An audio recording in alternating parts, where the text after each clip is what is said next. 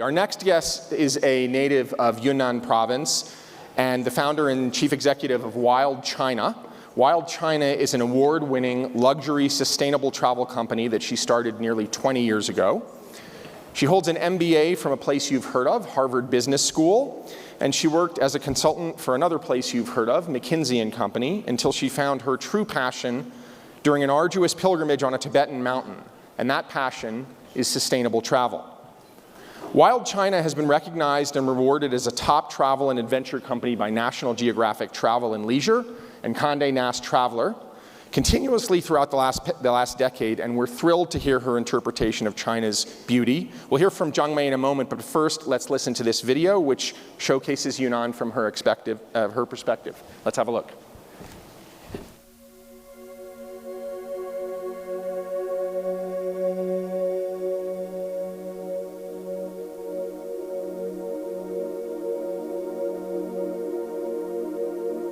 In my childhood, I probably spent all the time outside of the classroom, outdoors, because we lived in these little huts, because my parents were power station workers, so we built up these workers' huts on the hills by the river. I left Dali as a 10-year-old kid, and then returned as an adult, and noticed for the first time the beauty of the backyard that I grew up in.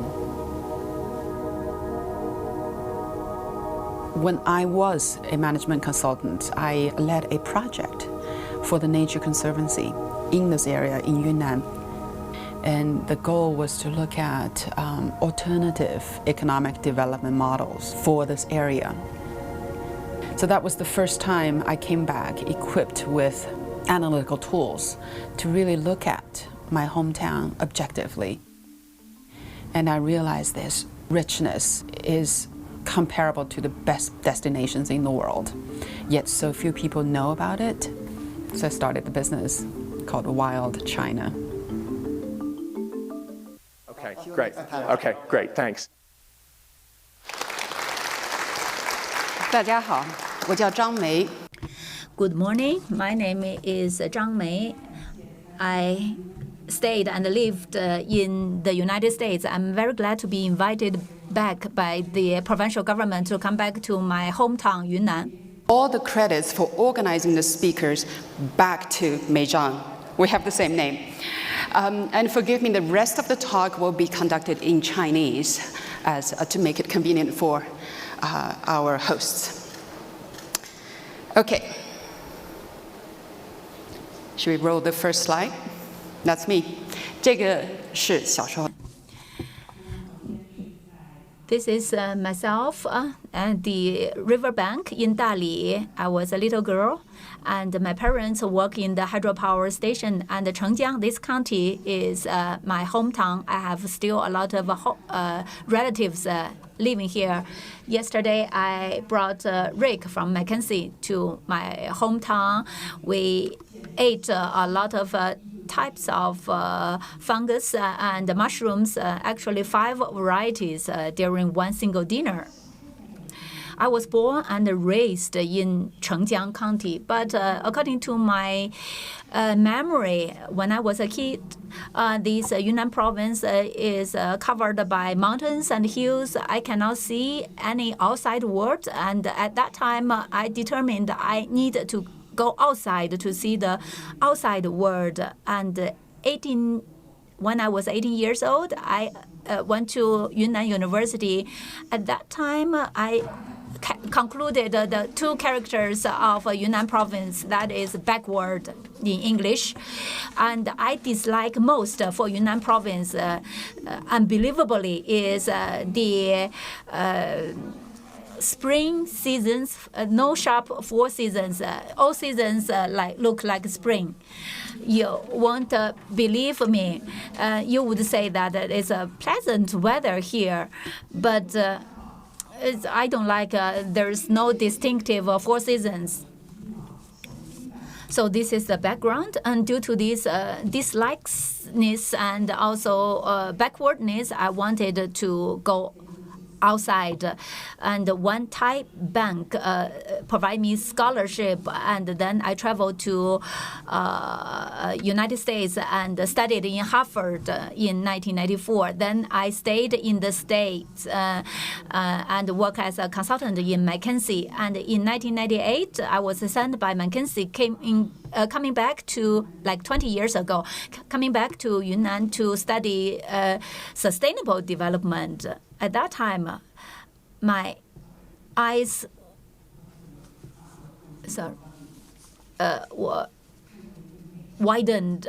I was astonished by this breathtaking beauty of Yunnan province. I become very proud, and when talking to the entrepreneurs from around the globe, that I said Yunnan province is the most beautiful province. It's not one of the most beautiful provinces. Maybe it's my prejudice. Anyway, due to these strong strengths, advantages, the local government had promoted a lot of tourism industries, including Lijiang, Xishuangbanna, and Dali, to name just a few cities. Lijiang last year alone received 47 million tourists. Tourism industry can help the province to eradicate the poverty. It's an unprecedented initiative. I personally is a beneficiary in this regard. When I studied the sustainability under that project McKinsey assigned me, I noticed that the whole China, for the tourists, when they get on the tourist bus, they would sleep, feel drowsy, and get off the bus, they would first look for the restroom. So there's no really experiencing part for the tourism. But, for the friends, surrounding me, when they want to travel, those millionaires and entrepreneurs, they want to travel to Yunnan, they would not participate in this mass tourism, get on the bus and to buy jade jewelries. So due to this reason, I founded WildChina in year 2000, targeting high-end tourist industry. Our headquarters now is in Beijing. But I want to show you how we interpreted Yunnan when we promote our product. This is our first ever product. Who know this place from Yunnan? Mr. Long knows. This is Bingzhongno. It's in the Tibetan minority village on the northernmost part of Nujiang. And we walk on foot 4 days and hiked 4 days to the Tibetan area, to the Mekong River. So it's a kind of a first-time luxurious camping services. It's not necessarily set up camps, but to experience those herders' livelihood in Qinghai and the Tibet regions. Although it's a smaller scale, it's very elite. And Harvard Business Review wrote our case as their teaching case. So we became very famous. Nowadays, Yunnan province enjoy booming development from Dali to Kunming. It's only 2 hours bullet train ride. But when I was young, was a young girl, it took one overnight. And you can see the daily livelihood, and those senior ladies would just dry their chrysanthemum and dry other crops. Very relaxed, laid back lifestyle. Although these improvements are very astonishing, one thing need to be improved. You can see for the tourism industry in Yunnan province, they had a wrong philosophy. They always want to build up the most advanced hardware, say hotels, instead of the soft part improvement. If you target elite or top level tourists, if they know these 47 million visitors every year, they would be scared and threatened away. So we need to tap into the soft power of Yunnan. Soft where of Yunnan. Of course, from different industry sectors, you can talk about the soft power. Everybody is talking about the beauty of Yunnan, but how beautiful the Yunnan is from which aspects? This is Mr. Zhang Jiahong opened a small restaurant in Zhangjia village several years ago. I had these quick lunch there, and they have hams. You know, I asked him to connect me with a ham producer, local ham producer. This producer spent 3 days with me, go to many villages, and at the very end, I asked him to give me the bill. I pay because he treated me for all meals, you know. But he was being offended. He said, "You look down upon me, and you know it's on me." So this is one soft power and feature of Yunnan people. That is hospitality. And later, I bought another 2-year ham, and I just carried this ham around with me. And so wherever I went, I just took out a piece of ham to ask the families I visited to cook the ham for me. And so in the kitchen, they actually produced the different recipes and to cook the ham. And actually, they told a lot of their life stories. And so what they talk about in the kitchen is very similar to what is talked about in the U.S. kitchens. So when you visit these families, you know that people's hearts are the same. And I also visited a musician, a local singer from the Bai nationality. But I couldn't understand the lyrics. But after the lyric was translated into the Mandarin Chinese, I was a little bit shocked because it was a little bit, quite too sexy. And please listen to this song. Anyway, you won't understand it.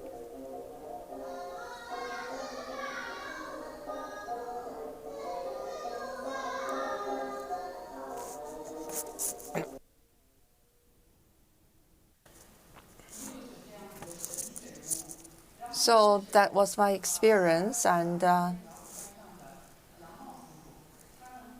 this is Uncle Yang Mao, and he actually has a kind of organic farm.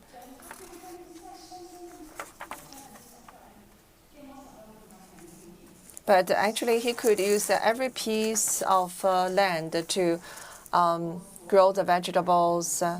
And so what we are talking about organic growing is well exemplified in his farm. So every day he worked for like in the morning for 2 hours, and then he cooked his lunch, and then he took a nap, and then he went to the park to play the chess. So if he could win, he could get a bonus of about 100 yuan. Then he just came back home. So his lifestyle was very leisurely and very peaceful and quite moving, actually. We also met with all sorts of people like this, and who opened the restaurants, who were the immigrants from other cities to Dali. And so we just wrote a story. Travels through Dali with a leg of ham, and with all these stories in the book. And also we designed a route which has been certified as a must-visit route by the Geography magazine of the U.S. So one day I went to visit a leader, and the leader and also presented my book as a gift to the leader. But the leader read the book and said, "This is a very backward Yunnan. it's not a new Yunnan. So I was a little bit depressed. What is a modern Yunnan? And buildings, Hong Kong, Macau, and Las Vegas have more buildings. All the cable cars and the Banff Park and Switzerland have better cable cars. But the charisma of Yunnan is the culture. The culture is showcased by every single Yunnan person. So they may say, okay, please come stay and have a meal with us. And after you have the meal, then you can go. So this is actually about Yunnan. And maybe this is from a perspective of an immigrant from Yunnan. But maybe just because of this kind of distance, I find it's easier for me to find the beauty of this province. This February, I went to Sizhong, and so after 20 years ago, and this is the Sizhong, which has developed after 20 years. So I just posted this photo on the moments of WeChat, and a good friend of mine also sent me another photo of Sizhong 20 years ago. I remember John Mitchell's song. The song's lyric is like this, which is about a taxi. They created the heaven. They create a parking lot, and you don't know what you own until you lose it. So I think that we gather here for a sustainability conference with a common aim. We all hope that our homeland will forever be the heaven.